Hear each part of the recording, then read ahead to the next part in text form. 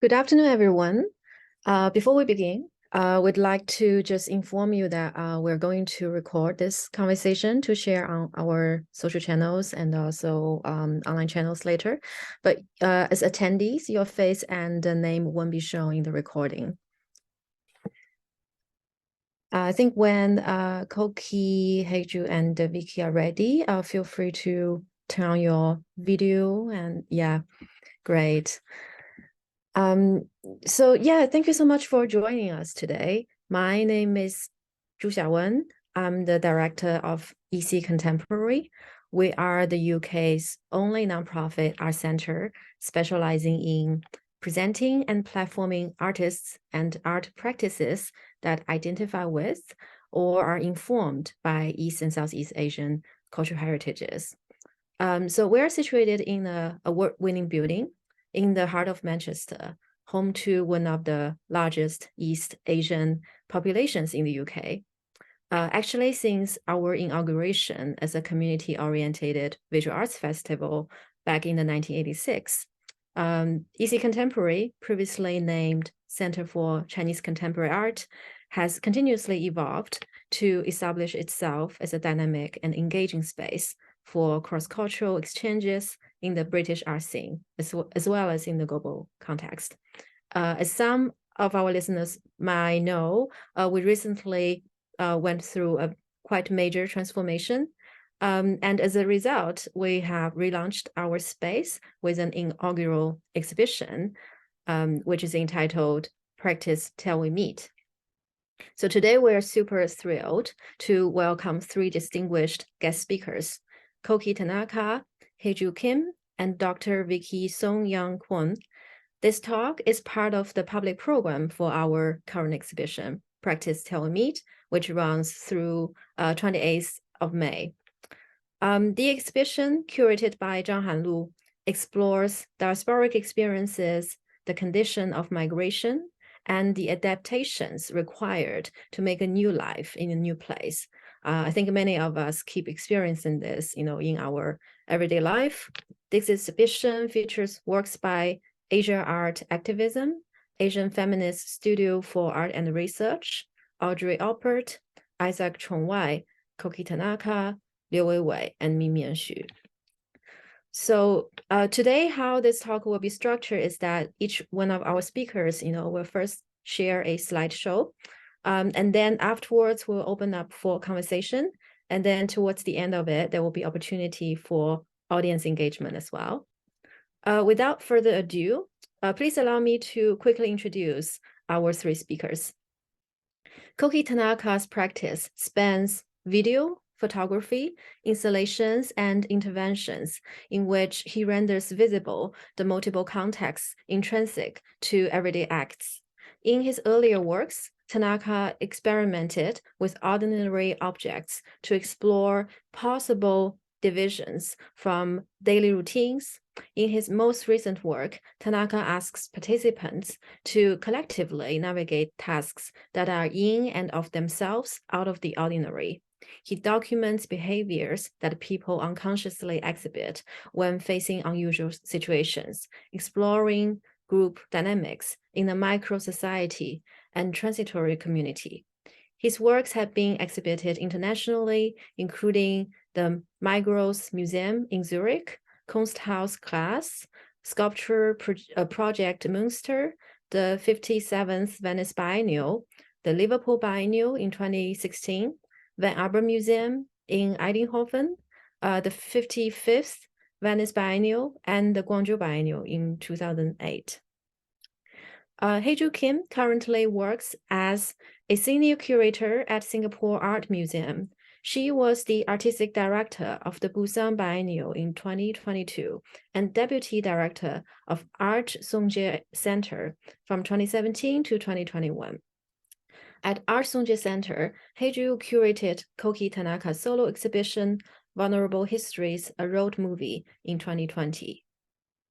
Dr. Vicki Sung-yeon Kwon is an associate curator of Korean art and culture at Royal Ontario Museum.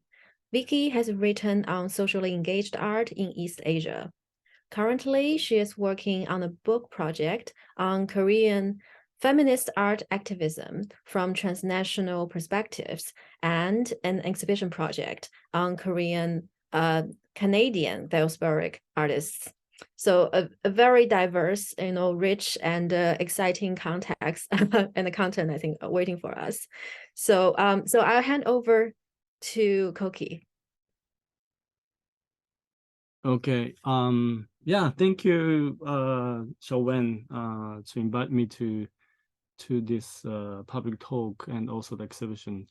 I haven't seen, I mean, I saw the show through images, but I haven't been there to see the show in person. So yeah, still we are, I think, we're in the transition of the COVID to the post-COVID, but maybe still, let's say, we keep distance in a way. And this online talk is also represents like such a distance because we all in a different places. Tonight I have 15 to 20 minutes to give a slideshow talk. So I'm going to share my screen. Then talk about my practice in general, and also the work, the Vulnerable Histories, a lot of movie, which I'm showing in EC Contemporary. So okay, where's the wait?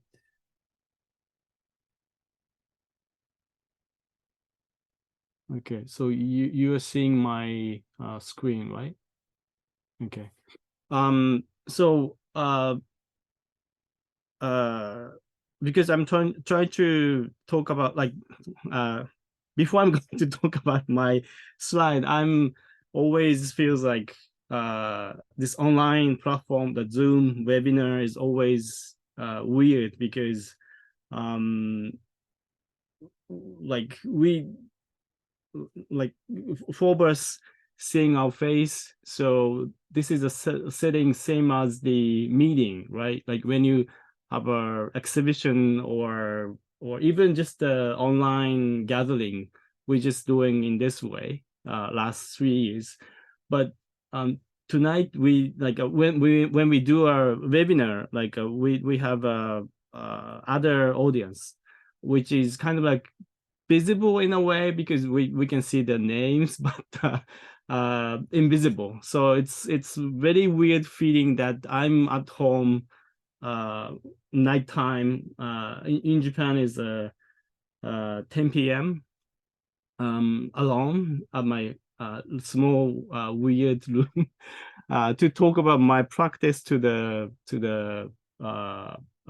not only four not only three of my friends, but also for other audiences. So anyway, so I tonight I bring the this idea, abstract versus concreteness, which is the kind of like represent my ideas maybe for last maybe 10 years.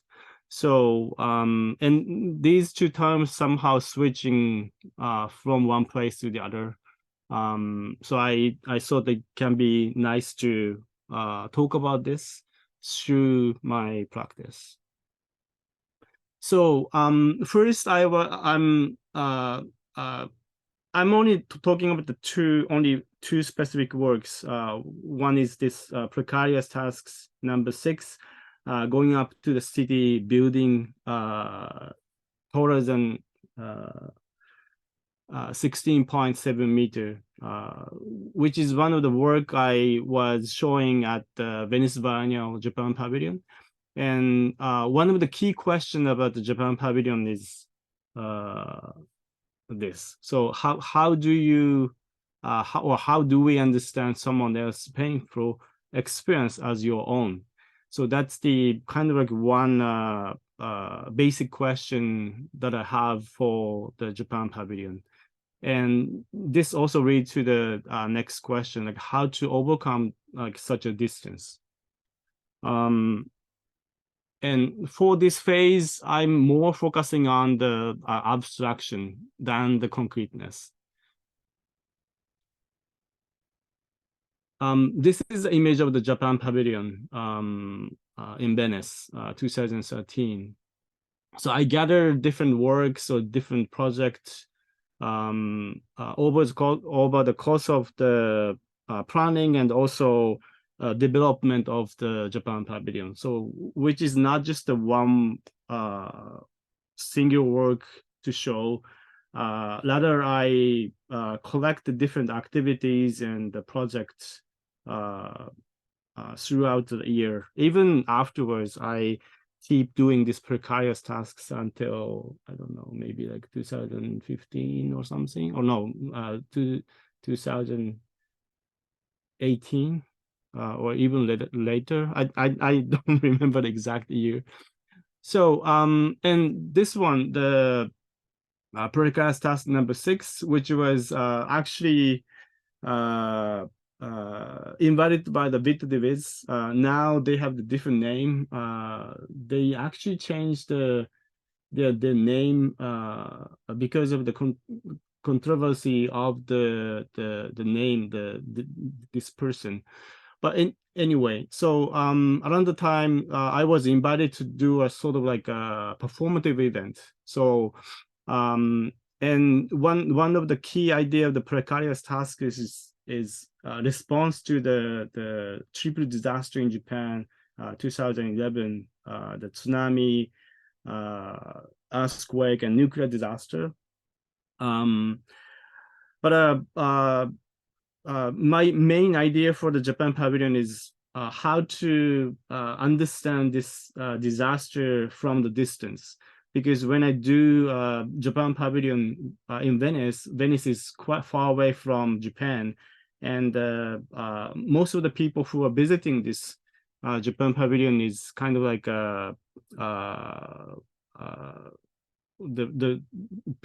of course, people know there was a tsunami in Japan, but it's hard to imagine the reality itself, or it's difficult to understand the experience. So my idea is try to change this idea of like a locality or concreteness in Japan to the different places. So in Rotterdam, I brought a bunch of people to the hotel room, which is located exactly the same height of this 60.7 meters high, which is the one of the water height of the tsunami. So they were gathered in this room.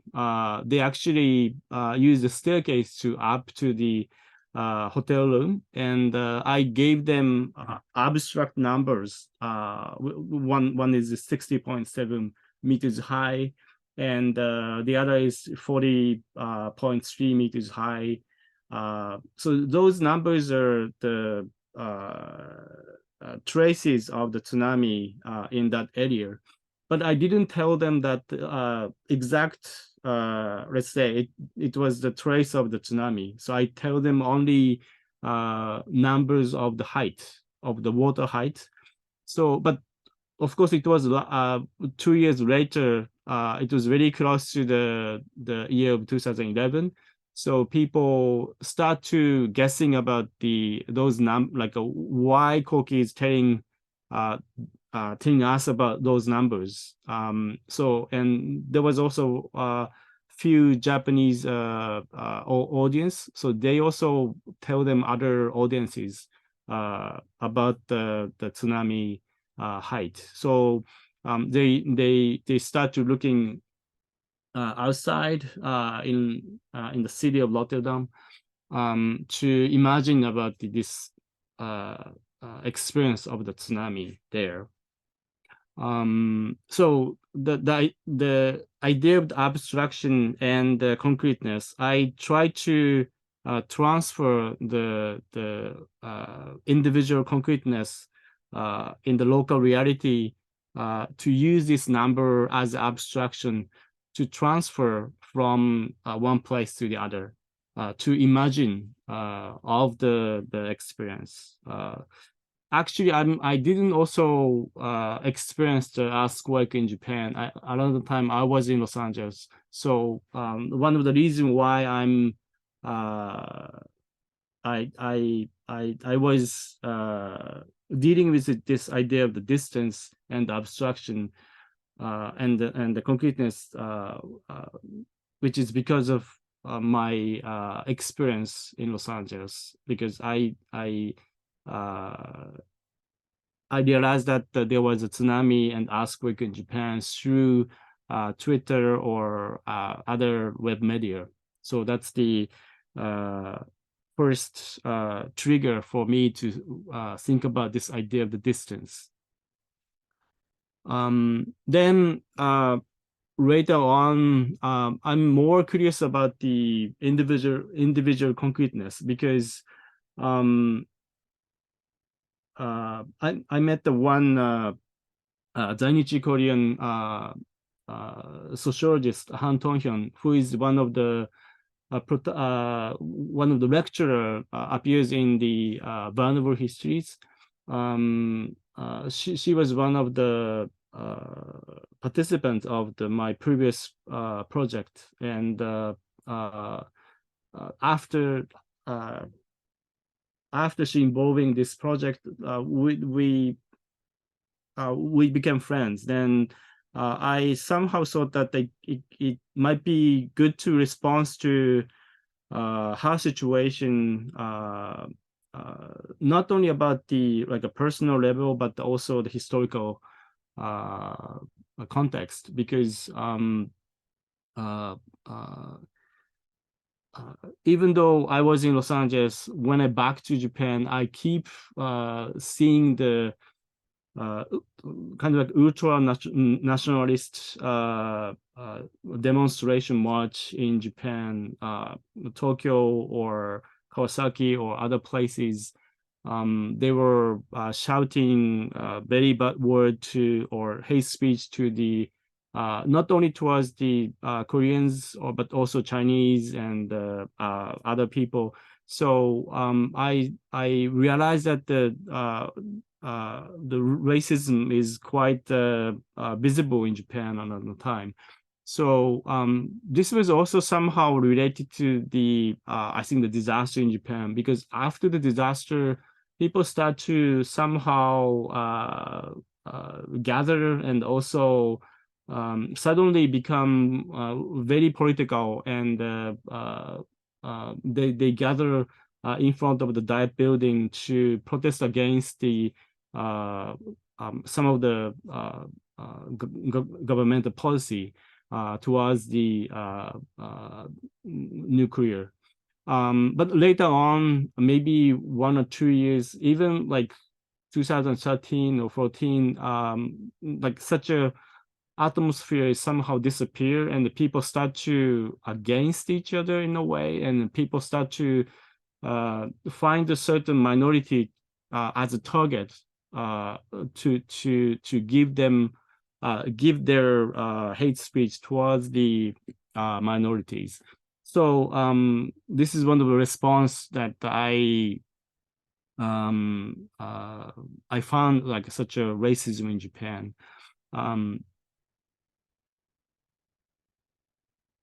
So these are the two protagonists. Actually, the film itself is let's say loosely referring the one of the film called The Before Sunset. So they were so Christian Uhi, they within this film they met in Tokyo, and they start to visiting like different sites. And actually one of the two sites in Tokyo is kind of like a crucial for this project. But before I'm going to talk about the two sites, I'm just give you the one example about the vulnerability. I know that you know the background of the world, but I especially referring the Judith Butler's one of the book called Note Towards the Performative Theory of Assembly, which was translated in Japan some years ago. So I'm not really good at reading, but I try to read. So so if we say that the body is vulnerable, we are saying that the body is vulnerable to economics and to history. This means that the vulnerability always takes an object, is always formed and lived in relation to a set of conditions that are outside, yet part of the body itself. Everything unexpected about loss might be said to touch upon the vulnerability that we have that we cannot predict or control in advance. In that sense, vulnerability denotes some dimension of what cannot be foreseen or predicted or controlled in advance. And that might be the stray comments that comes your way by someone who happened to be riding the same bus as you, or the sudden loss of the friendship, or the brutal obliteration of life by bombing. So she was actually referring the vulnerability related to the human body, because the body itself is vulnerable, as we understand. And this is kind of a basic for like human condition in a way. So she thought that the vulnerability of the body itself can be the one of the foundation to connect people who have different background. Because when we think about the, let's say, like a social movement, it's always difficult to stitching different part of the group, because each one of us has different problems. That each one of us carry different problems, and so her idea is to stitching different parties in a way, which is she said that if we think about the some sort of like a connection based on the vulnerability of the body itself, that would be like, because it's a this precarity is kind of like a way to connect the people together. So this is one of the reference of the word. One of the reasons why I'm using the vulnerability, the vulnerable in the title. So then I'm back to the two different sites that I used for this project, which is the kind of like connecting the historical site and also the current problem about hate speech. So one of the places called Kawasaki, actually it's one of the park there, which is the place, which is the site of the ultra-nationalist hate speech and the demonstration happened before. And the other site is Arakawa River, which is the site of the Korean massacre happened after the Great Kanto earthquake in 1923.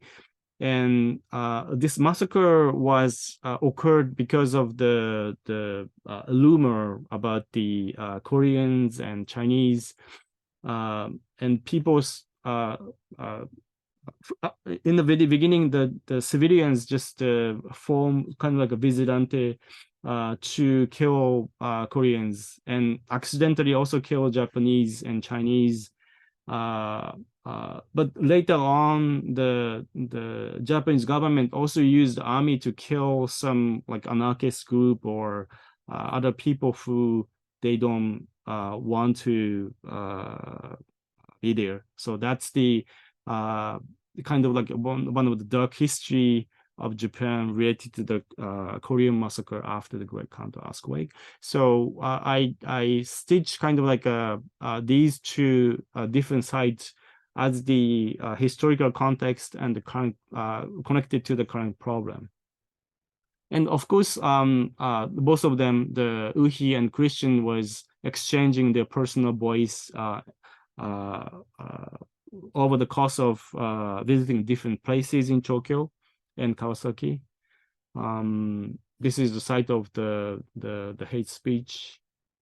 So they were watching some film of the hate speech, hate demonstration. This is one of the images from the Ultra Nationalist rally in Kawasaki. And here, this is Arakawa River. This riverbed is one of the sites where the army was killed. Hundreds of people. And actually, there is one group who tried to dig the area to try to find the dead bodies afterwards, but they couldn't find in this area because after the few months they relocate the body to different places. So then I just showing a couple of images from different institutions that I show this vulnerable histories, because Xiaowen was mentioned about the work was showed at the Migros Museum, but also this piece traveled to the Art Sonje afterwards. So it can be nice for you to see different installations in different places. Migros was I think largest place for this piece, but later on they have like a 1, 2, 3, 4, 1, 2, 3, 4, 5 rooms. Actually, they have 3 large rooms and divided into 5. And each one of the monitor or projection, which is sometimes it shows like different chapters, but mostly one chapters. So people are kind of like goes through different rooms to edit the image, the video by themselves in a way. This is the image from the Art Sonje. Art Sonje is kind of like a large one big space, and I divided into 4 different rooms. So people somehow rotating different rooms to visiting different sites in a way. So something like this.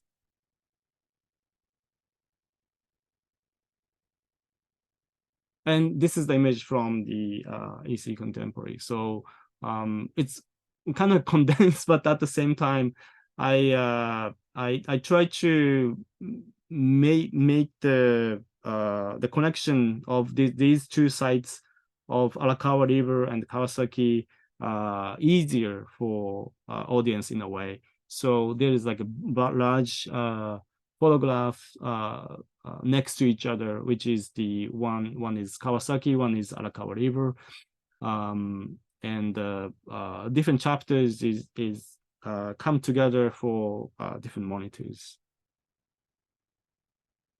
And at the end, I thought that it can be nice to bring this idea of the Tojishase to this panel. Because I thought that it's important for me also to think about my positions time to time when I do some project like this. So of course, when I think about this Tojishase after the March 11th is the triple disaster in Japan. Because I was away from Japan, I didn't experience the earthquake or tsunami or nuclear disaster. So people start to kind of like question to me that why I'm engaging that issue when I do for Japan Pavilion. So I became quite aware of the who is Tojisha, who is not. So Tojisha means it's actually taken from the court term. So it's related to the in the beginning it was about this idea, like one the Tojisha literally means one who is involved in the event or matter. So like the involved party. That's kind of like a first idea to use in a long time ago. But after 70s, Tojisha means more related to kind of like a social movement. So I just read the second part. So Tojisha say has gained increasing prominence in Japanese minority right discourse since 1970s, and is now associated with one's validity to speak on matters that are contingent on first-hand experience or knowledge. So when I talk about like the disaster in Japan, or when I talk about the Zainichi Korean issue, I always facing this problem, like am I legitimized to talk about or do something about like those issues or not? Because when I show these pieces or these ideas, questions always come to me. So that's the reason why I thought that it can be nice to share this term Tojishase to you. This is also one of the reasons why in the very end of the film, I'm kind of like showing myself and the film to also talk, describe about my position as the kind of like a bartender position in a way, because when I do some project like this or film shooting, I'm always be there but next to the camera. So it's kind of like a behind the bar counter and watching the people eating or discussing or chatting. So it's kind of like my position is kind of like an observer, bartender / observer in a way. But for the vulnerable history, I actually also sit on the same side as the Christian and the Uhi, and I take the Christian seat and talk with the Han, who is also take the Uhi's seat. So the Christian and Uhi's relationship somehow, for me, it's kind of like related to me and Han's relationship as a friend, and also like learning process, because this film itself is kind of like person who don't know about the history of the Zainichi Korean Japan, which is Christian, so he goes through the different he goes through the process to understand and learning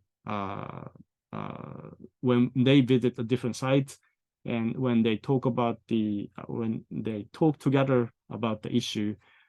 So it's kind of like a Christian is kind of like me in a way. So that's the reason why we switch the position. Like I switch the position from the observer side to the protagonist side.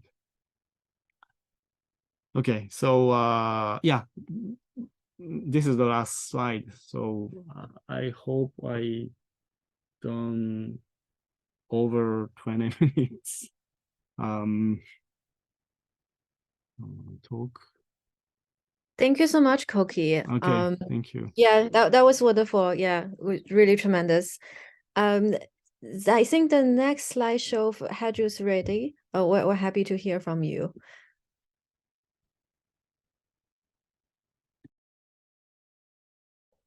Hi, let me share my screen.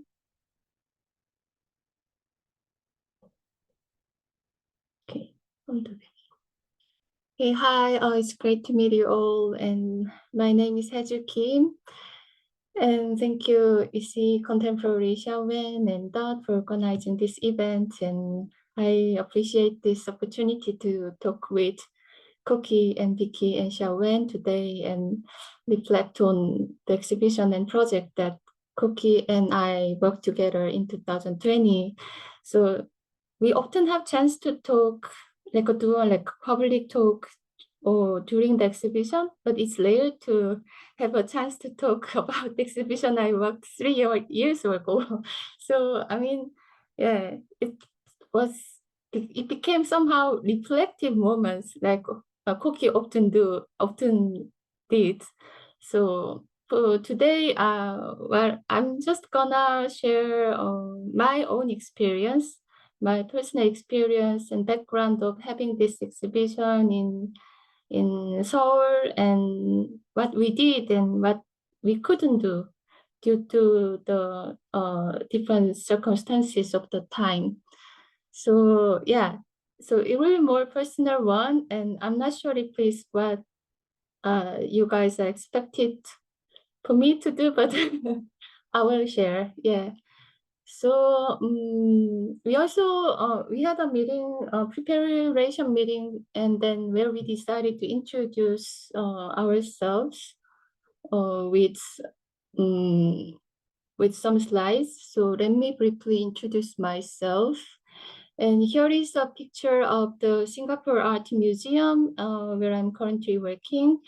And the museum, also we call SAM, is a contemporary art museum which presents and collects contemporary art from Southeast Asia mainly. So if you have visited SAM before, you would have seen the building on the other part of the city, on Bras Basah Road, which is currently closed for renovation. So SAM is now located at the Tanjong Pagar District Park, which is a warehouse building on the left side of this picture. And you can also see the Tanjung Pagar container terminal right next to the museum. So it's been about a little over 2 months now that I'm working in this place. And last year, I spent a lot of time in Busan, which is the second largest city in Korea and also a port city. Busan was born and grew as a modern city with the opening of the port, and it's also very close to Japan. The closest Japanese island, which we call Daemado, and Tsushima in Japanese is only 50 kilometers away. So on clear days, you can see Daemado from Busan seaside. And the Busan is very closely linked to the history of Japan's colonization of Korea. So this picture shows one of the exhibition venue of the last Busan Biennial, and it's Busan Port, Pier 1, which was the first pier of Busan built in 1912. And in the past, it was also a port where the ships between Busan and Shimonoseki, Japan, came and went. So it's quite an historical place. So for me, the moving to an art museum located next to a port in Singapore after working a dog in Busan port last year. So this naturally has led me to think about the connection between ports and cities and modern and colonial periods in Asia. So on the other hand, some old docks of Busan port are now being transformed into public parks because the new port on the outskirts of city is built. And similarly, there is also redevelopment of the Tanjung Pagar terminal in Singapore, which will begin in a few years. So experiencing both places in change also let me think about the interconnection of the two cities more. But for now, I don't know yet where this observation will lead me. So I'm now living in a new country as a foreigner, which also makes me think about the situation of migration, languages, and cultural differences. But even before this, I was already interested in these topics. Also, I have lived in France for about 5 years in my 20s and experienced some complex feelings and vulnerable situations that most of migrants face. So, but while it sounds maybe a little bit romanticized, but I also view the experience of becoming a foreigner and feeling all the senses that come with it could have a positive sense as well. So accepting that what one does not know or cannot fully understand in a certain circumstance is sometimes an opportunity to become more humble about other cultures. And it can also help to objectively view my own country and culture from a distance. So based on these interests, I had opportunities to curate exhibitions related to the idea of what sensation and experience arise through migration and how do they manifest in the work of artists, especially during while I was working for Art Sonje Center.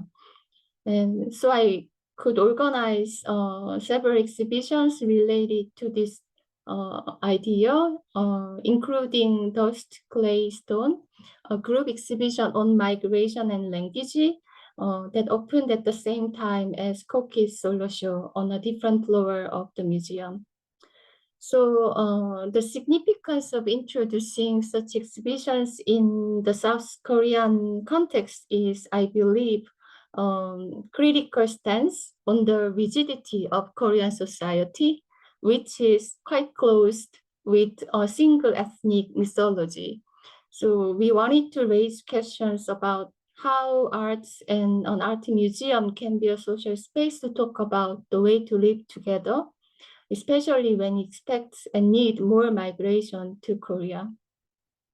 So with this overall interest, I was paying attention to work of Koki Tanaka, and this question of how to live together was somehow the curatorial thread of Art Sonje's activity. I worked there. And this is also a major question in Koki's work and was also the title of his work in 2017. So while following his work, I learned that he made a piece on the Zainichi Korean, and we subsequently invited him to have a solo show at Art Sonje. Things haven't changed much since then, but in the late 2010s, I think South Korea experienced highly visible social conflicts. We heard and encountered lots of incidents and unstable political situations. And also the diplomatic tension between Korea and Japan was not so good at the time. So I think the question of how to live together in such a situation was not just a slogan for a peace, but an urgent question for survival. So I don't know what it's like in other countries, but at least in Korea, the massacre of Koreans after the Kanto Great Earthquake or hate speeches towards the Korean are somewhat also quite known stories. So in the cultural sphere, the situation of Zainichi Koreans has also been discussed through films, novels, and theater productions by more Chinese Korean writers and directors. So perhaps the story of Zainichi Korean itself may not be something that audiences in Korea are hearing for the first time as an information. But however, it's very rare to see closely someone's emotion and stories like Koki's work did. And also it's very rare to see a Japanese artist address this issue.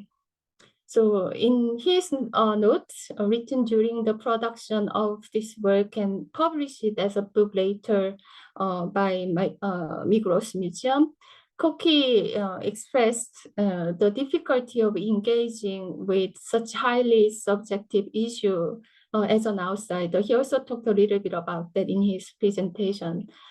And he recognized, I think, the sensitivity of recounting events that he was not a party to, but he overcame the fear to attempt to imagine himself in the place of the other and to understand other, which I highly support and empathize with.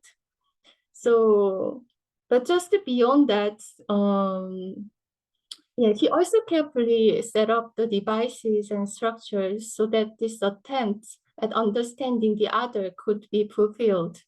So I think you can see it in his video as well as in his installation. So he not only had conversation with the protagonist of the film, but also read study sessions with the staffs and crew of the production before starting the work. So this is the floor plan of the Art Sunset Center and the building located in Seoul. And the building and the gallery has a quarter circle shape, like a slice of pizza. So Koki suggested to divide the space by 4 and install each chapters with different monitors and projectors. And since the space looks like this, the audience, as Koki explained, could actually choose their own path to see the works. So it made more like a circular movements of the audience to experience these exhibitions.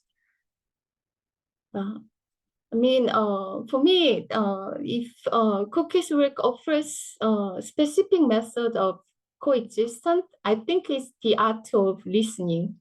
So we can see how diverse kind of settings are designed so that we can all participate in listening to this protagonist, people's story, especially in this case, Uhi's story. So the understanding of other can arise not simply from information, but I think more from reading someone's emotion and empathizing with them. So Koki's work visualizes this way of attentive listening, especially I think through how Christian listen to, reacts to, and care about Uhi in this film. So, each chapter of inside of video meticulously shows how different settings are possible. A house and the Arakawa riverside where those two people talk about life and death, and classroom, a car where they could also have more intimate conversation, and also a bar. So through those different settings and a slow camera movement, the audience can also slowly build up the relationship with Uhi and Christian. So exhibition installation also invites the audience to enter this attentive listening by providing sofas, for instance. So these are the images Koki also shared previously of the installation at the Art Sunset Center. But actually, we had planned a new iteration of this film for his exhibition in Korea. And the plan was to travel to the DMZ, demilitarized zone, with Korean Japanese artist who is now living and settled in Korea, and together with Uhi. But the COVID-19 pandemic occurred, and we had no choice but to suspend the production. So while this current film shown in Manchester mainly focuses on Uhi herself and her individual thinking on her identity, maybe her visiting Seoul and the meeting with this new protagonist, another Zainichi Korean but now living in Seoul, would have been an opportunity to see their situation in a more complex and historical way. But as we couldn't continue with the new film production, and also he couldn't come to see his exhibition, sadly, so we decided to publish the artist book instead. And the book titled Reflective Notes, Recent Lightings, contains Koki's essays written in Japanese from the past years and was translated into Korean and English. So the three languages are appearing from without any, how to say, priority or hierarchy. So in some chapters, the Japanese text appears first, and in another, the Korean or English appears first. And then the several editors and translators from Korea and Japan had involved, and the book was finally published at the end of 2020. So the book also included Koki's immediate feeling and experiences during the pandemic. So while the exhibition was around the theme of empathy and coexistence, the book also reflected on the meaning of care as well in that unique situation of the pandemic. So now it's after 3 years passed. For me, I don't know, it already seems like long time ago, with now most of the restrictions related to the pandemic lifted. But this book still reminds me of the feeling and thoughts we had during this turbulent disaster that the whole world shared. Yeah. So again, I'm so grateful to Koki for making this record about that time and also all the wonderful work you have done. Yeah. So I will stop my presentation here. Thank you so much, Haeju. Just a couple of notes very quickly. What how I feel like, even though we're sitting in different rooms in different countries, actually, right, and also across continents. Like when you mentioned Busan being the second largest city in Korea, as you may know, Manchester is the second largest city in the UK. but I think there may be some parallel and some similarities in terms of perception from the outside, right, and also perception of the city and place within. And I also really appreciate, the fact that you showed the two locations you previously worked, and also the current one, just the image of container, shipping container, the harbor is something, I can also resonate with very well. And I think it really kind of opens up a different space, of imagination and understanding, while this conversation is quite focused, on one work from Koki. So thank you so much for sharing. I think Vicki has also kindly prepared a presentation. Sure. How's time? We're good. Okay. All right. Do you see my screen? Do you see my slide? Oh, yes, we can see it. All right. So thank you for inviting me to make this conversation with Koki and Haeju. Yeah, this is the photo of the place I work. I work at the Royal Ontario Museum in Toronto, where I work as an associate curator of Korean art and culture.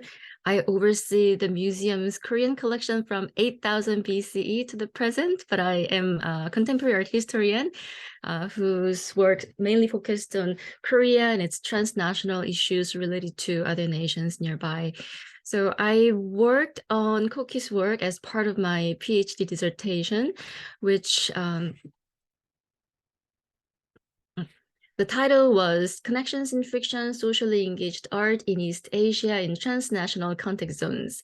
And chapter 3 was dedicated to Koki's work, especially focusing on his Provisional Studies Workshop number 7, How to Live Together and Sharing the Unknown, which was at Münster Sculpture Project in 2017, and Vulnerable Histories, a road movie in 2018. So writing this dissertation, I was caught in the dilemma of representation of traumatic experience of others. And my other chapters focused on migrant workers, artist work that are dealing with migrant workers or South Korean soldiers' atrocities in Vietnam during the Vietnam War, and those issues. So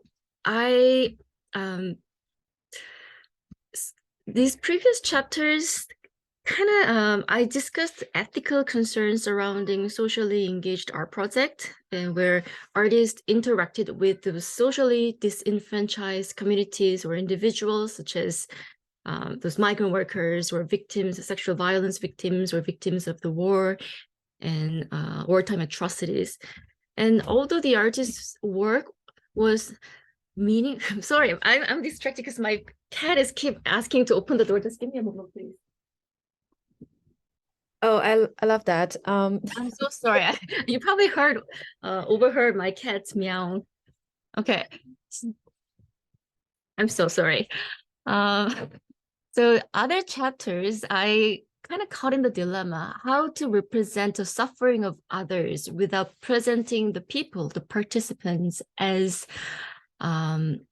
object of studies, or how not to make art without presenting their suffering as a spectacle.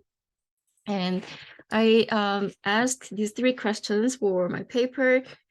The first question I mentioned, the second question, what kind of empathy is meaningful? We talk about empathy, but what is the empathy and why generating empathy is meaningful? Can we talk about compassion, pity, empathy? There's term passive empathy, or there are various studies of empathy. So I went through those theoretical studies and I asked, can art generate transnational or transgenerational empathy? So these are 3 questions I asked as I worked on Koki's work. And so I started with the Münster project because I went and saw in 2017, and I felt this was kind of giving a clue, but then it was not directly involved to Korean issues. So I was very happy that Koki developed his Vulnerable Histories, a road movie. And it actually made a very good, tight, nice wrap up for my dissertation. So drawing on the theories of empathy and visual representation of the suffering of distant others, I examined how his work can provide some suggestions or visions to present transnational conflicts and transnational or transgenerational traumatic experience and memories brought together and then discussed, and also what kind of empathy can be created in a post-disaster community.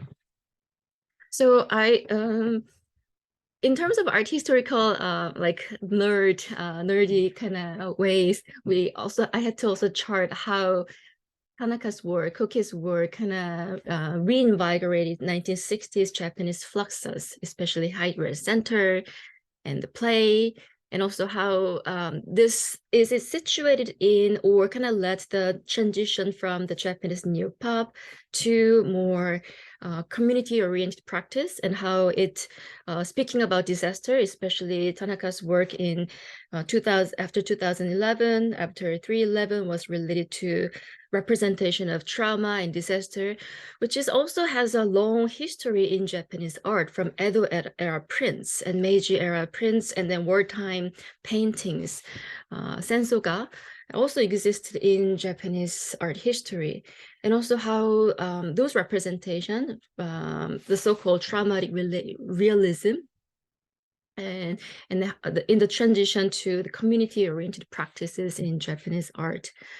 So I don't think I have enough time to unpack these theories of empathy, but basically Martha Nussbaum and kind of traces Aristotle's pity, and watching tragic drama can help people to practice how to feel compassion to the suffering of distant others by watching protagonist agony and shedding tears. And Martha Nussbaum also inculcated that to practice after 9/11 in New York. And then Megan Bowler is a Canadian education scholar. She says that kind of empathy is passive empathy. It doesn't really help anything to the victims. It's a selfish practice that we feel rightful, we feel great, but it doesn't really help the victims. but victims want justice, not empathy. So they were kind of a series lineage of critical conversation about empathy. And also because Tanaka's work is very it's very theatrical in many ways with the stage settings. I also refer to Bertolt Brecht classical text about the theater aesthetics, and there's a chapter, a conversation about being forced into empathy and how how protagonist shedding tears and making viewers to observe is, he calls it barbary and it's crude empathy. And then he really highlights how making self and other identification during the viewer's experience watching those tragic drama is leading to passive empathy. And Dominic LaCapra and Jill Bennett coined the term empathetic unsettlement or empathic vision, which is not to associate the protagonist's pain and the viewers observing it, separate them, but also feel the viewer can feel the pain of the victims, but also from a detached perspective, detached distance, but related to one's own vulnerability, one's own experience, and then think about their own responsibility. So the whole idea was leading to the studies of vision and representation, how the visual media, visual art always involves the power dynamic embedded in vision. When we see disaster art, when we see how other people suffering, we're placed in a higher position in the hierarchy because of the power relations, and like spectacle lynching, body horror, disaster art. So that's something that I was dealing on. And then when I was watching Koki's earlier works, Abstract Speaking, Sharing Uncertainty, and Collective Acts, and a series of work making people to collaborate, placed in an unusual situation, to observe how they collaborate or how they make kind of conflict or what they perform. So that I kind of the series of work making people to think about the situation when people were thrown in at the time of disaster. So I think I also related to how other artists after 3/11 responded to the disaster, and that the series of work made me think about non-representational mode of art, how not to represent the disaster or traumatic experience of others, instead inviting participants to be placed at an unusual situation, but throughout it, how can they come up with the solution or understanding their implicity in the history through conversation, through curated conversation, and through their experience of learning and sharing the experience.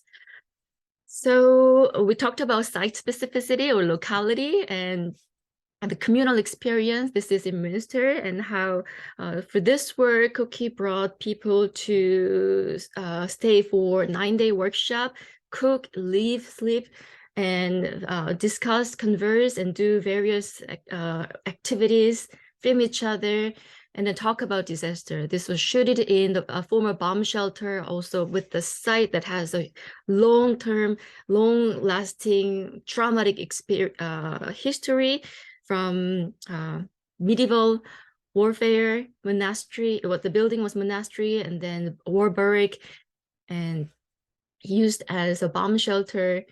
And then similar elements also appear in the Vulnerable Histories, a road movie. So I kind of pair these two work, and how the conversation in the previous work with 9-day workshop with more diverse participants to come and converse. Often the conversation went to kind of cacophony, and then people kind of went in the direction that Koki didn't expect. For example, Koki gave a situation to cook a wartime recipe, but then people keep talking, let's do vegetarian, let's do something, and then the conversation went in strange direction.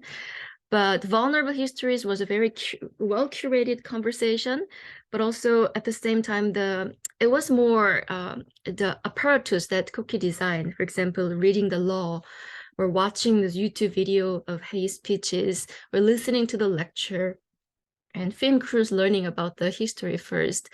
And that was a series of curated conversation turned into a visual art display. So one thing that Haeju also mentioned about reading, I highlighted this part because the enunciation of the law, it was very difficult for them to read, but then they also say it was kind of, I also think this is meaningful act as a counteract against hate crime and hate speeches. And it was a quiet resistance. And then I wanted to also highlight one thing about his work, layers of time and layers of vision.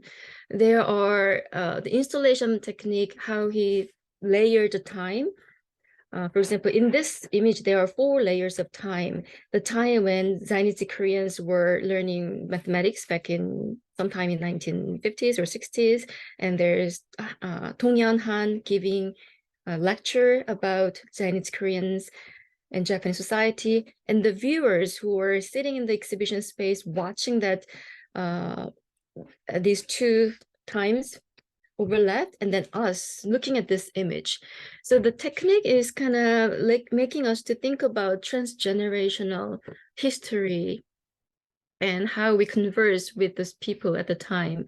And this was at Art Sanjay. This was part of the book published through Art Sanjay exhibition in my Migros Museum, I believe. And looking at family photography is also kind of a medium for trans memory studies and traumatic memories. So I'm still working on this, how nicely, it's very complex. Koki's work is very, very complex and multi-layered things. And I'm still working on how this complexity of ideas can be nicely put together if it's ever possible. So I'm cautious of time, so I will stop here. Thank you. I just wanted to say bravo to all of you, Koki, Vicki, and Haeju. I think because of time, I'm going to reduce my questions because I want to give the audience more time for their questions, and then we've got quite a few very intriguing questions already. What I really appreciated was like in Haeju's presentation, I think the first image you showed was the poster design for Koki's solo show, and that was essentially from the same view, same scenario, comparing to the very last slide in Vicki's presentation, isn't it? However, when it's more cropped, close up, the other one, kind of shows the film set with the lighting equipment, tripods. I think just if our audience still remember those 2 images, right? Just to post them side by side, I feel like it communicates a lot. This sense of putting art practice in the social context and also unpacking and revealing multiple layers while very much being in it, right? So what strikes me so much about Koki's practice is always, it's never a conclusion or statement, it's always asking a series of very specific questions, but while risking kind of perhaps not all of them are the right questions to ask, right? So maybe one thing I would like to highlight in my question is this notion of Tojisha Sai in Koki's presentation, because how I resonate with this term, I think Koki mentioned this term in Japanese originally meant involved party. And then since the 1970s, it has evolved to be a terminology commonly used in social movement, especially from minority groups in Japan. I kind of resonate with it, in the context of the UK and Europe, which is the lived experience especially I think for our art center, one criticism I think during the whole process of institutional transformation was that do the leadership and the people working in this art center actually represent the lived experience of the subjectivity of the subjects in the artwork we represent, of the artists we're platforming and supporting. So I think for artists it's the same, isn't it? Because I think maybe for context, for the sake of context, Zainichi Korean, the term which we have been using a lot in this conversation, it refers to ethnic Korean but residing permanently in Japan. So for instance, I'm Chinese.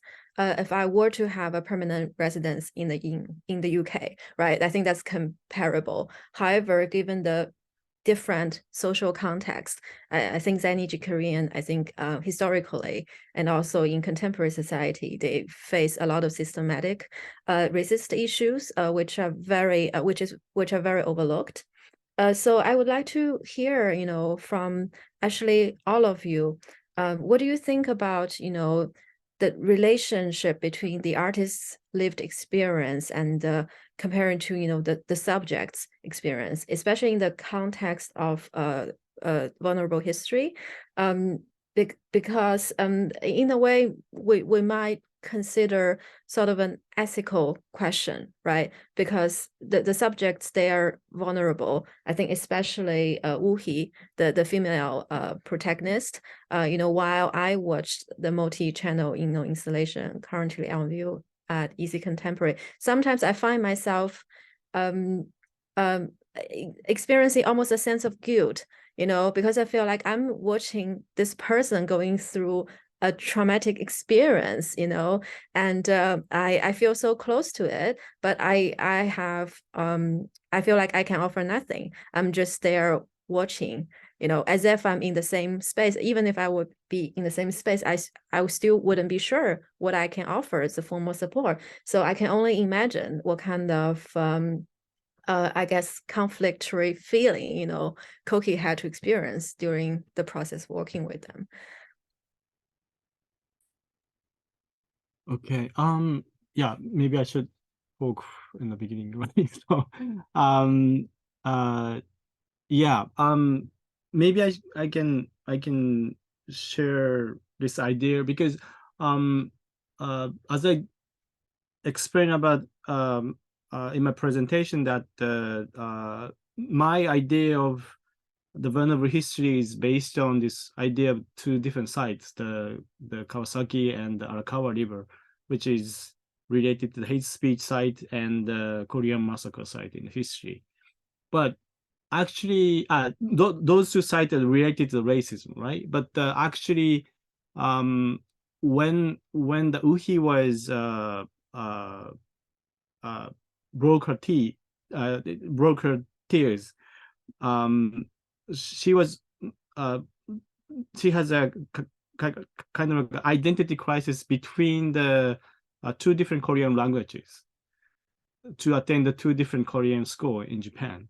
One is the more related to the Zainichi Korean community, and the other one is more related to the Korean community. So like the way her explain about herself is kind of away from my setting. So actually, the project itself, that my plan didn't work in a way, because my idea is try to connect the current problem and history, but her problem is not related to the racism or historical context or current problem. So this is actually the way, let's say, I still, in a way, like one side, maybe people can see it as a failure because my plan didn't work.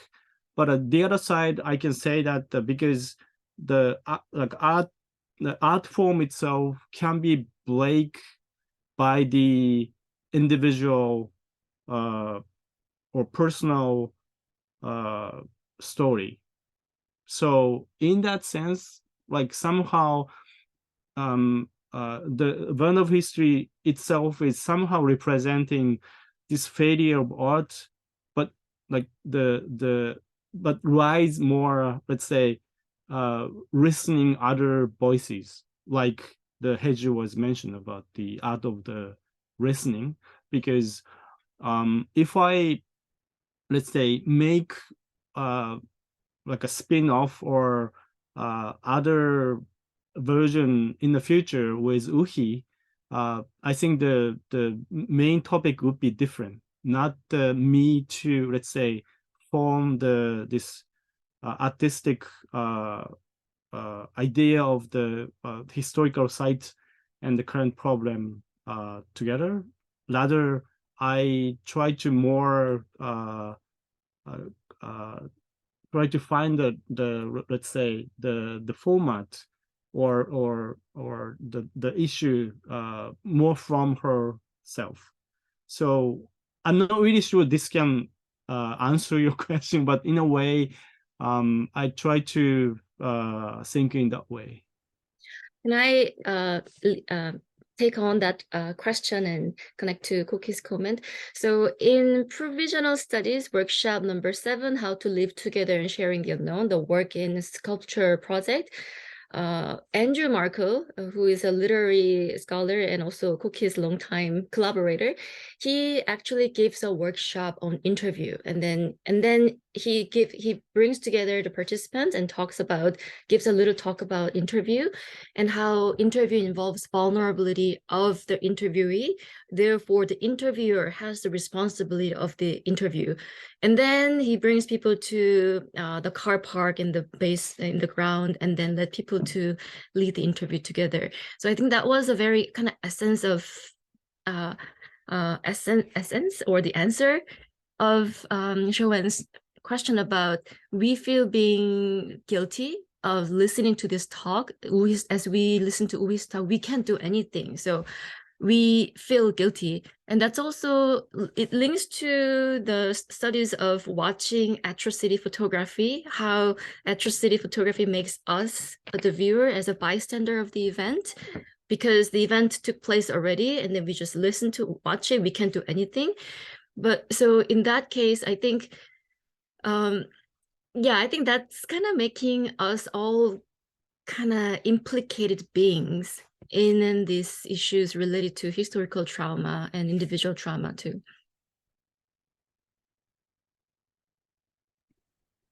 This is not really an answer to my thought. No, it's great. Thank you both. I don't know if Haeju would like to add anything to it. Yeah, just to briefly add, yeah, I mean, if it's important, I mean, for the viewer to have more lived experience of comparable to Uhi's, but at least since Koki just mentioned about her identity crisis between Zainichi Korean and Korean society, it means because it's actually started from the two Korea's division. So it means that she attended a Chinese Korean school, which is more affiliated to the North Korean government in the past. But then actually she also changed her school, right, to more, affiliated to South Korean society. Then she experienced this differences of the accents and the languages and customs. So a person being in Japan but experiencing this historical trauma is what made her to break her tears out. So even though it's very personal one, but it's also very much connected to the history. And I heard also from Koki that the reason why he started this film is he actually came to see a lot of protests, a lot of hate speeches around his places in the cities. And also it's really like something we actually encounter not maybe directly is like a lived experience, but something very much connected, and which is also can be connected to others. So I don't know. That's what I'm also I just have a interested. question about those roles of the two protagonists. So we get to hear a lot of Uhi's story because she talks about her experience, and Christian became a kind of very good listener. But Christian also has his own traumatic family histories as a Japanese. His great parents moved to U.S. and then went through the internment after the defeat of Japan during the Second World War, and then went to, like, part of their family went to Switzerland. So he also has that traumatic experience in the family, but then he remains quite a good listener. Did you intend this, or how did their role kind of separate? Yeah, actually, one of the reasons why I tried to find someone who has this Japanese American heritage, which I thought that they can be somehow linked to the Zainichi Korean issue, but maybe I think his personality is not, like, let's say, related to, like, his family trauma in the past. So he's not really thinking in that way. So he kind of resists to relate it to the Japanese American or Japanese identity. So then, like, when, like, a installation version still Christian talks about this, let's say, like, less identity crisis stories, but in a single channel version, I even more edited out his voices, because I thought that the Uhi's story is more, let's say, visible than the Christian's family history through the entire film. So but in the beginning, my intention is not in that way. Like, I somehow wanted to withdraw something from him, but he was difficult in a way. Thank you so much. I think we need to move on to audience questions. I'm going to pick a couple of them, and I'll try to answer all of them. Depends how long it takes. The first question is to Koki. Does your work change public attitudes? Is that also an intention? Yeah, sure, of course. So it's not just the artwork, it's more it's a form of the artwork and form of the film, but at the same time, I still believe that it can change it can change people. Thank you. Next one, there's an intriguing emotional narrative between one's memory and physical place, particularly places and sites of historical trauma or pain. What was the importance of traveling to the sites for you as an artist? Is it, in a sense, an emotional reenactment? Yeah. Actually, the Kawasaki is the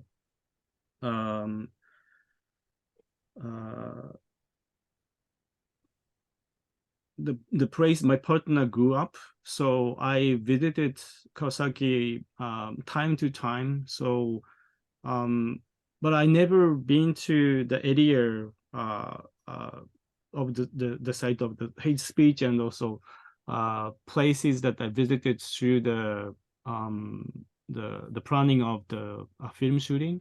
So it was it's just a 5 minutes walk, but I never been there. So it's really good for me to also run the history and also the site. And once I moved to Kyoto, I actually went to the first park where the first ultra nationalist hate speech was happened towards the Korean school, which is already gone, but I went there to just to see how it is, let's say, normal in a everyday setting. So, but through the YouTube, it's really different. So I just wanted to somehow, experience how the everyday life was destroyed by such a hate speech. So speaking of destruction, so the next question is to ask about the hotel room in Rotterdam. So the height 16.4, I think, meter. So the audience would like you to clarify the height is whose perspective? The height is the same as the floor. So it's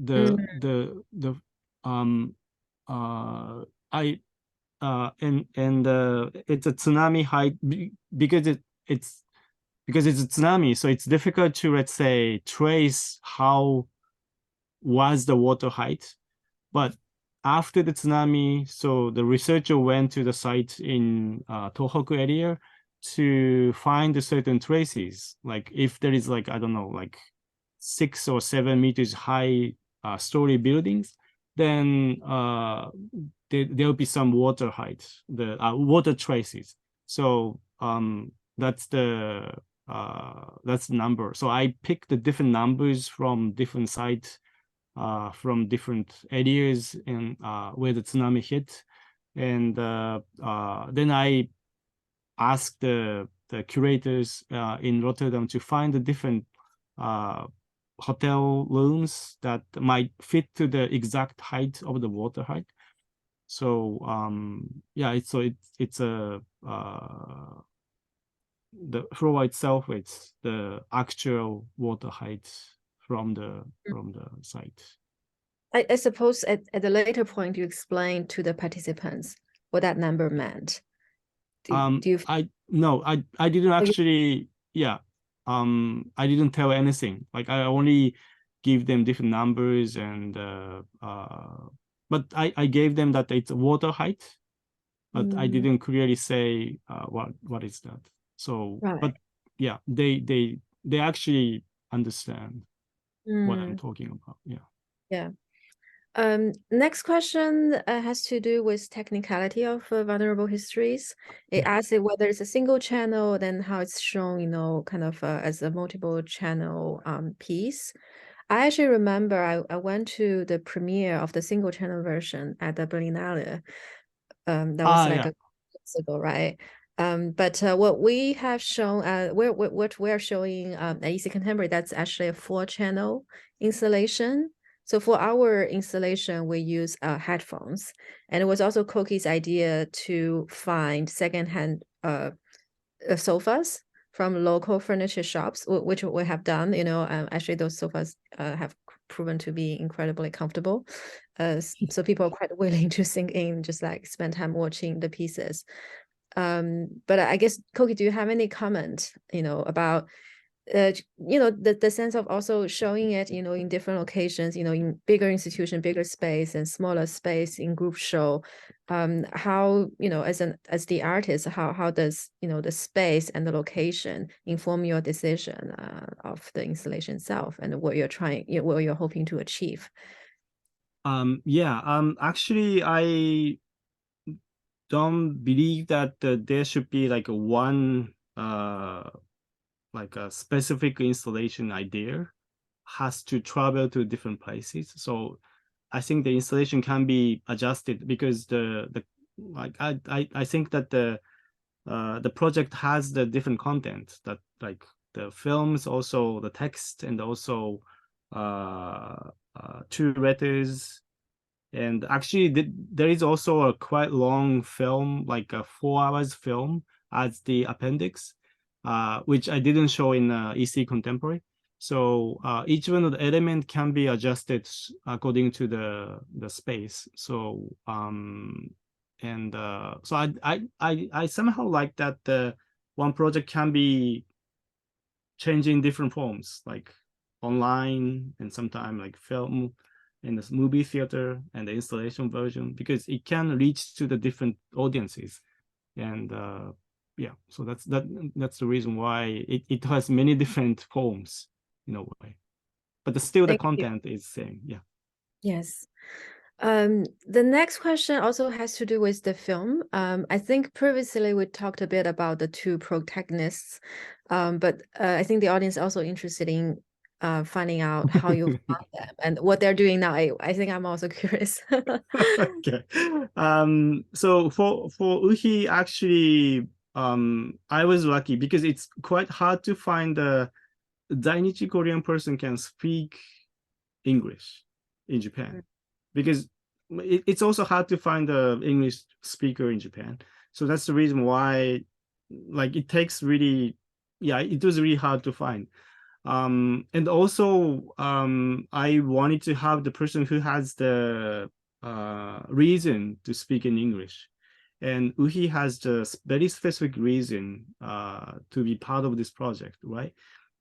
She was actually mentioned about the person, like her relatives lives in US that who cannot speak Korean or Japanese, only in English. So, but she around the time, like when she visited like earlier age, like it was hard to explain about the what the Zainichi Korean in English. So through this project, like she finally somehow find a way to explain her positionality or her issue to her relatives. So that's the yeah. So it's hard to find, but anyway, I maybe I shouldn't say in this way, but I actually had some experiences that working with the curators. It's hard to find how it's hard to them to working as a film production manager in a way. So I actually hire person who can be like a line producer or film producer in a way. So they know some way to find the people, like a casting or something like that. And but like I said, it was really hard to find. But at the end, she's the only one person who approached us. Then once we had the interview, then yeah, she was perfect. So that's the reason why. Yeah. And Christian was also actually by chance. It was also hard to find a Japanese Japanese American but Swiss person because it was originally made for Migros Museum in Zurich. So it's hard to find like this, yeah, like attribute. So, but at the end, one of the person who were working in the museum, her boyfriend was Christian. So then, yeah, it was quite lucky that I have both protagonists. And Uhi, now she's really active, active for the Hosenka, which is the activist group in very close to the Arakawa River. So she was, I'm not really sure, but she even before she was involved, Hosenka, the activist group, but she was kind of like you see in the film, like she was fragile, vulnerable, but now she was really strong. So she changed, like she decided what to become, I think. And Christian is in I think in Brazil now to working as a designer. So but actually I told them that in the future, maybe I don't know, maybe 10 years anniversary or maybe 20 years anniversary, it might be nice to have like some sort of like a conversation again, both of them, to be as because as you know, the Before Sunset has a 3 sequel. So I also like the way how the Richard Linklater did this 3 different films. So it might be in that way that they can come back to talk about the totally different personal problems in the future. Well, that sounds great. We'll await with great enthusiasm. I hope maybe Manchester will become one of your locations. Yeah. The next question, a very good one. I think this one's meant for Vicki. The limitations of representing trauma in art is really interesting. Based on your research, would you say recognizing the limitations of art is part of the conversation when talking about historical events? Yeah, the artist project that I'm working on related to this topic, I've relatively related to historical events. So maybe that's why. So artists feel compelled to deliver the story, but then during the procedure, they tend to objectify the people, or they tend to kind of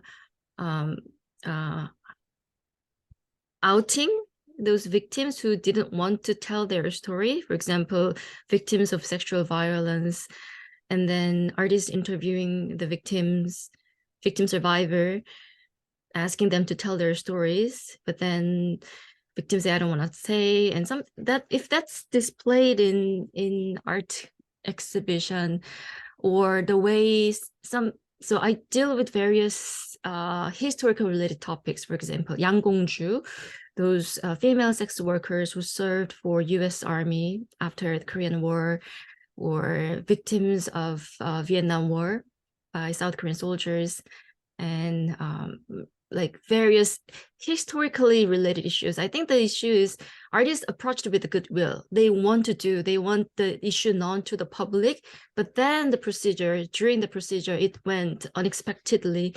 I think the crucial thing is what we should prioritize, and I think we need to always put the victims into the high priority of their will, and how it can be presented to the public viewer when it's exhibited in the gallery space. So yes. Thank you so much.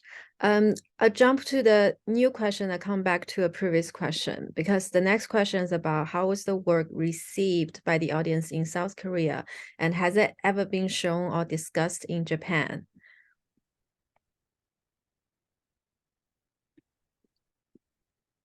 Maybe in terms of audience perception in South Korea, perhaps Haeju would like to contribute. Yeah, I find the work was very well received in South Korea, and because it's the issue that so much concerned and talked about in South Korean society. So in terms of the subject matter, that has been really, I think well received, and people appreciate it. And so many people stayed there also thanks to this comfortable setting, and they stayed there and watched the whole films, and even several times, and carefully read the text on the wall.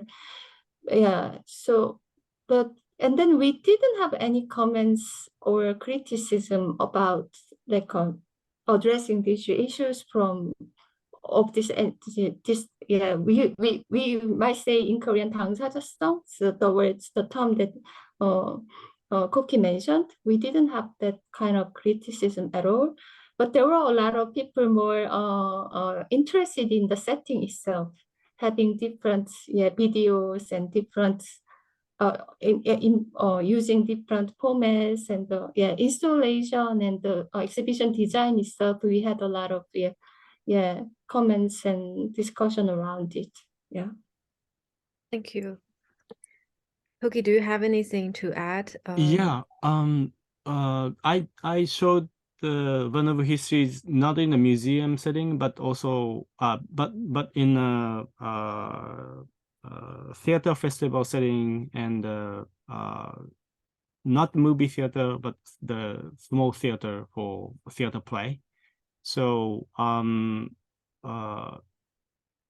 yeah, I don't know why, but I hope that I can show this project in the museum, I mean the public museum, but I'm not really sure they like to have it or not in a way. So That's so interesting. Why? I don't know. I don't know. But there was a one which is not related to the public museum, but when I show the single channel in the theater festival setting, after the actually I called it as the assembly, which is not only about the film screening, but after the film screening, all the chairs redesign for the discussion mode. Then there is like Uhi or Tong Hyun Han or other even like a film critic or artists who are doing more like a social engaged art. So they become a host to discuss with the audience. So I redesigned the kind of like a film screening into kind of like a discussion event or conversational event. And the one novelist who is the kind of like a famous Taiwanese background writer, she was willing to participate as the host to read a discussion with the audience, but at the end, I mean, like next day or a few days later, she was suddenly quite aggressive about the film itself. So she doesn't like it. So I don't know why, but it somehow I thought that this was also related to the Tojisha say because I don't have the Zainichi Korean background or Korean background, so that's the probably reason why she started to attacking in a way through Twitter about my positionality within the film. So, but that's the reason why I thought that I should maybe also even more visible in a way. So after the Vulnerable Histories, I made a abstracted family, which was shown at the Berlinale. And this was, let's say, there was one chapter at the very end of the, even after the credit, like end credit, I was talking about my problem with my family or something like that. So I somehow thought that I should also open up something that I don't want to talk about in the public. So, but was because it, like, I was really sad that she criticized about my positionality at the time, but I somehow tried to respond to it afterwards. So that's one of the audience reaction that I remember a lot. That's such an insightful view for us, as in a way also audience of your work. I think it also kind of made you experience vulnerability as the artist, right? Because you are the one who made the work and put it out there, and once it's out there, you could receive all kinds of feedback and comments. Yeah, but yeah. But I think so. And you reacted, you Mm. reacted to it by, contributing an additional part, which wasn't in your original plan, right? Maybe this leads to our final question, also from an audience member. It's really interesting. So the question is, how could you present or curate such works hugely informed by specific local historical events in a relevant way to the wider public? For instance, how do you present the work to be resonating and powerful to European visitors who don't have the background knowledge? I feel like maybe we can start with Venice Biennial, right? Because because I feel, you know, now it's the first time you participated at the biennial, that's exactly almost like 10 years ago. So that's a decade, right? Of Yeah. your life and you know, and Yeah, Korea. that's true. 10 years And ago, my also God. I would say, you know, even the work, you know, you showed at the 2013 biennial, you know, it obviously is directly connected to the earthquake in Japan. But how could we say, you know, how many of the, you know, visitors of the biennial had lived experience of it, right? So in a way, I don't see it. So of course that was a global event, you know, you can hardly miss the news, you know, back in 2011. But then, you know, for me, I feel like, you know, with Vulnerable Histories, it's true that, you know, this is a very overlooked history, but of course more so that we need to openly debate, talk about, expose it, right? And also in the global context, because here in the UK and Europe, we can find very similar kind of traumatic experiences, you know, among global majority communities or ethnic minorities. So yeah, so how do you feel about, you know, now this time showing your work again, of course in the context of Manchester, which is home to one of the largest East Asian communities in the UK, but still we only count for a very, very small percentage, right, comparing to the majority of the population. It's of course also part of, I think, the art institution's responsibility to contextualize, but not to a point to overpower, you know, I think the message that comes through from your work. It is very interesting. Yeah, maybe I can say in this way, which is because the form of the vulnerable history has very specific, right? Like it divided by the chapter and read by the different like speakers. Like Han is the sociologist voice, and Nishizaki is the activist voice. Like they somehow also they give the foundation of the entire project. So I'm actually like thinking about, let's say, sort of like a pedagogical approach towards the one specific local issue. So if some of the, I don't know, the like a younger generation of the artists who wanted to do something similar, tackling totally local issue that totally overlooked in Manchester, or I don't know, in UK, they can also do something similar, right? Like it's easy because my work or my project is not the, let's say, it doesn't need a specific skill. It's only it has a very clear structure, so it can be reused in the future or in different places or different contexts that that can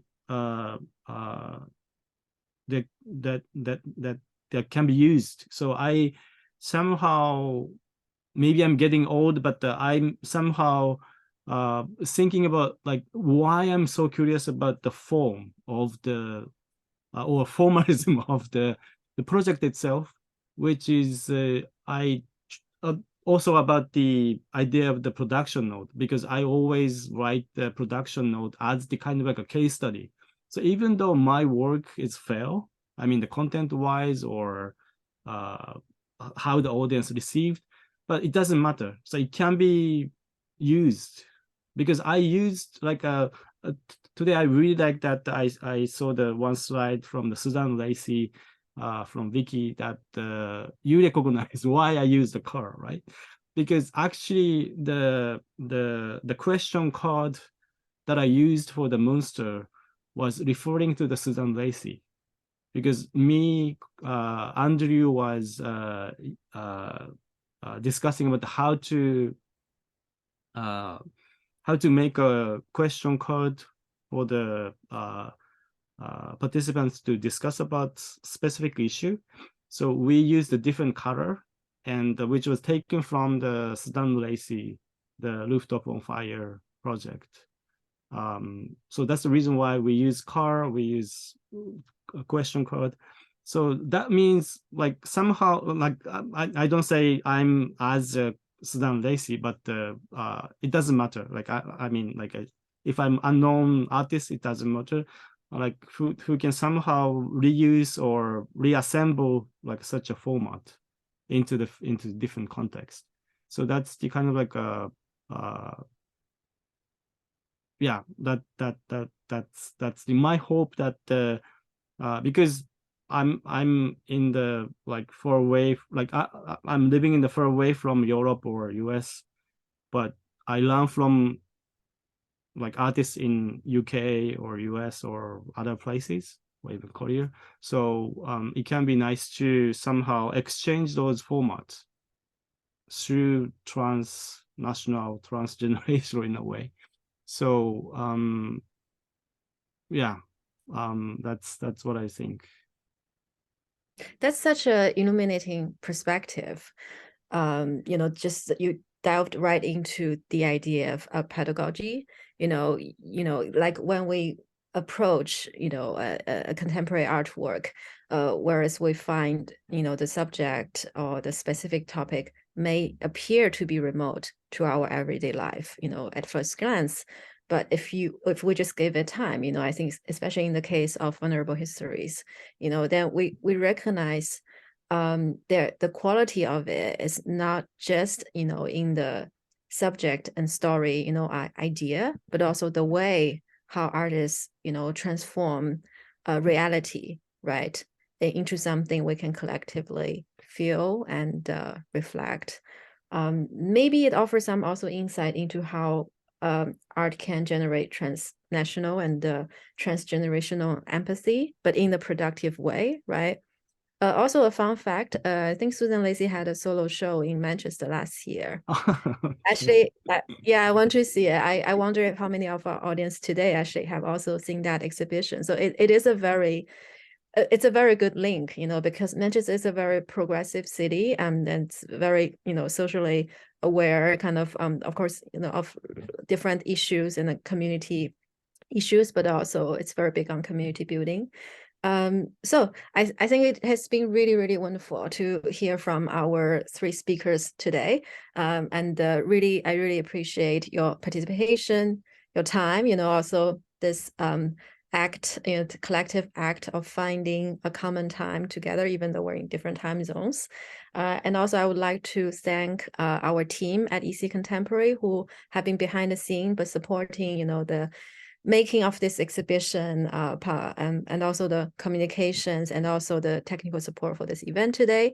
But definitely also our audience.